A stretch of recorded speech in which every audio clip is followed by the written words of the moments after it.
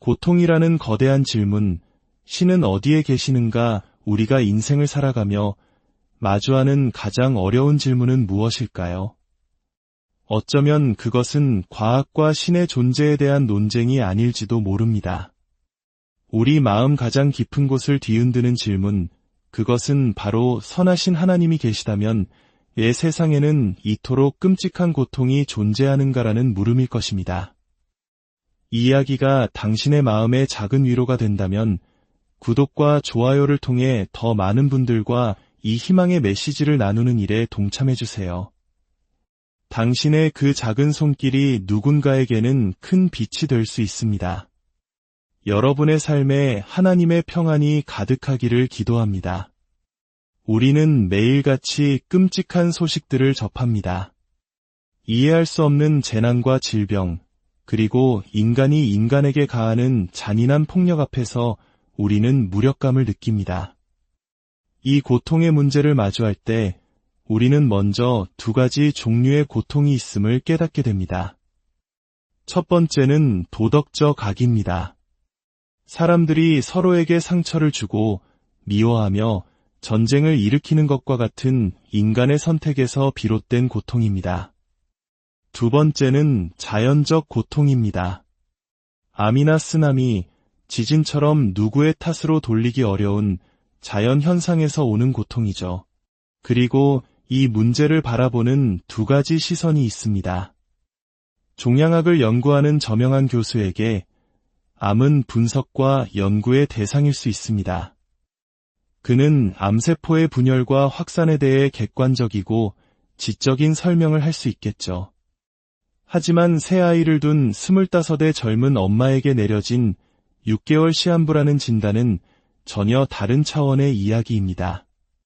그것은 온 세상이 무너지는 절망 그 자체이며 지적인 설명으로는 결코 이로받을 수 없는 실존적인 고통입니다. 그래서 이 질문은 언제나 지적인 측면과 함께 상처받은 영혼을 보듬어야 하는 목회적 측면을 동시에 가집니다. 어떤 이들은 이 고통 때문에 하나님을 등지기도 합니다. 아우슈비츠의 참상을 마주하고 그 잿더미 속에서 어떻게 신의 존재를 말할 수 있냐고 절규합니다. 저 역시 그 비극의 현장에서 눈물을 흘렸던 기억이 있습니다. 그 처절한 고통 앞에서 어떤 말을 할 수 있을까요? 충분히 이해할 수 있는 반응입니다. 하지만 무신론이라는 길 역시 명쾌한 해답을 주지는 못합니다. 어떤 무신론자들은 세상이 원래 그런 것이라고 말합니다. 그들에게 세상은 선도, 악도, 정의도 없는 그저 차가운 물질과 유전자의 조합일 뿐입니다. DNA는 그저 존재할 뿐이며 우리는 그 유전자가 연주하는 음악에 맞춰 춤을 출 뿐이라고 말이죠. 잠깐만요. 만약 선과 악의 기준 자체가 없다면 우리는 무엇을 근거로 악의 문제를 논할 수 있을까요? 왜 우리는 불의를 보고 분노하고 약자의 고통에 함께 아파하는 것일까요? 하나님을 부정하는 순간 우리가 붙들고 있던 선과 악, 정의라는 개념의 뿌리마저 흔들리게 됩니다. 러시아의 대문호 도스토옙스키는 신이 없다면 모든 것이 허용된다고 말했습니다. 이 말은 무신론자들이 비도덕적이라는 뜻이 아닙니다. 물론 그들도 선하게 살 수 있습니다. 모든 인간은 하나님의 형상대로 지음받은 도덕적 존재이기 때문입니다. 그가 말하고자 했던 것은 하나님이 없다면 도덕성에 대한 궁극적인 합리적 근거를 찾을 수 없다는 것입니다. 결정적으로 무신론은 고통의 문제를 해결해주지 못합니다. 신이 없다고 선언해도 우리의 아픔과 세상의 악은 여전히 그 자리에 남아있기 때문입니다. 그렇다면 우리는 어떻게 해야 할까요? 우리는 밤새도록 이런 질문을 던지며 괴로워합니다. 전능하고 선하신 하나님이라면 악을 막으셔야 하지 않았을까? 그럴 능력이 없으셨나? 아니면 선하지 않으셨나? 아마 여러분도 이런 생각들로 밤을 지새워 본 적이 있을 겁니다. 하지만 이런 식의 논쟁 끝에 만족스러운 결론에 도달한 사람을 본 적이 있습니까? 아마 없을 겁니다. 왜냐하면 우리의 세상은 한마디로 정의할 수 없는 뒤섞인 그림이기 때문입니다. 이 세상에는 눈부신 아름다움과 함께 끔찍한 폭탄이 공존합니다. 장미꽃과 날카로운 철조망이 뒤엉켜 있습니다. 이 명백한 현실을 직시하지 않는 모든 설명은 공허할 뿐입니다. 저는 순수 수학자입니다. 수학을 공부하며 배운 몇 안 되는 지혜 중 하나는 풀리지 않는 문제가 있다면 질문을 바꿔보라는 것입니다. 그래서 저는 질문을 바꿔보기로 했습니다. 하나님이 왜 이렇게 하셨을까? 라는 질문 대신 이토록 아름다움과 폭탄이 공존하는 세상 속에서 우리가 과연 모든 것을 믿고 맡길 수 있는 하나님은 존재하는가? 라는 질문으로 말입니다. 사랑하는 여러분, 저는 그 증거가 존재한다고 믿습니다. 기독교의 심장에는 부활만 있는 것이 아닙니다. 그 중심에는 바로 십자가가 있습니다. 기독교의 주장은 실로 엄청납니다. 바로 그 십자가에 달리신 예수가 성육신하신 하나님이라는 것입니다. 잠시만 이 주장을 따라와 보시죠. 만약 그것이 사실이라면 우리는 아주 깊은 질문을 던지게 됩니다. 하나님께서 왜 십자가에 달리셔야 했는가? 최소한 이것은 한 가지 사실을 분명히 보여줍니다. 하나님은 인간의 고통을 멀리서 지켜보는 방관자가 아니셨다는 것입니다.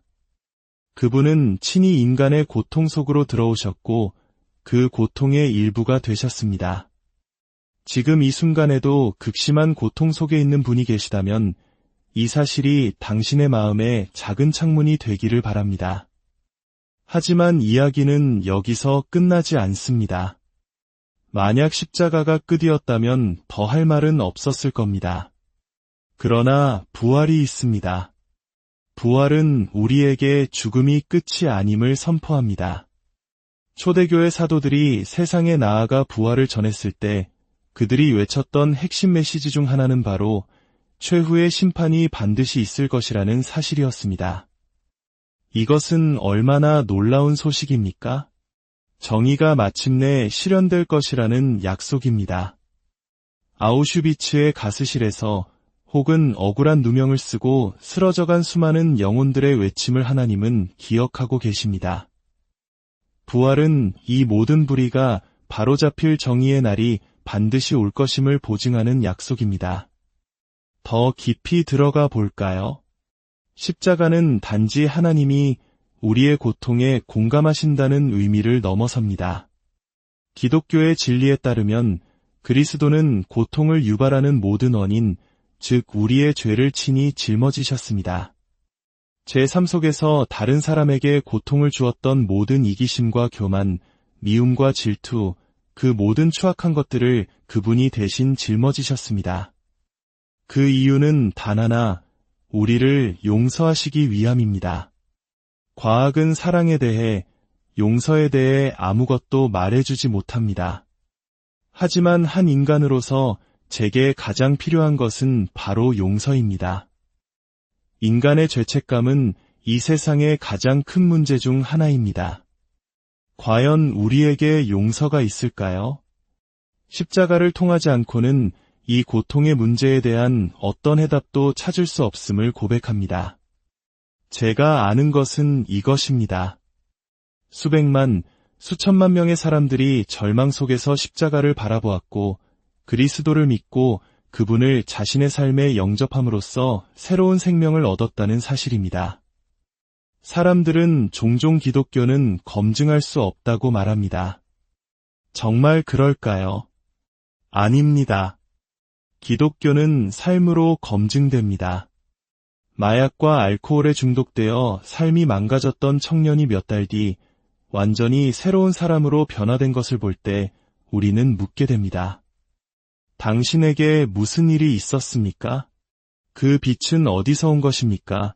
그러면 그는 이렇게 대답할 것입니다. 저는 예수 그리스도를 만났고 그분을 믿었을 때 제 안에 새로운 힘이 생겼습니다. 한 기독교인이 운영하는 재활원에서 한 노인이 이런 간증을 하는 것을 본 적이 있습니다. 저기 보이는 저 문으로 들어오는 순간 저는 구원받았습니다. 그의 인생이 구원받고 의미를 찾게 된 것입니다. 왜냐하면 그곳에서 그리스도에 대해 들었기 때문입니다. 저는 제법 나이가 들었고 어쩌면 인생의 마지막에 가까워지고 있는지도 모릅니다.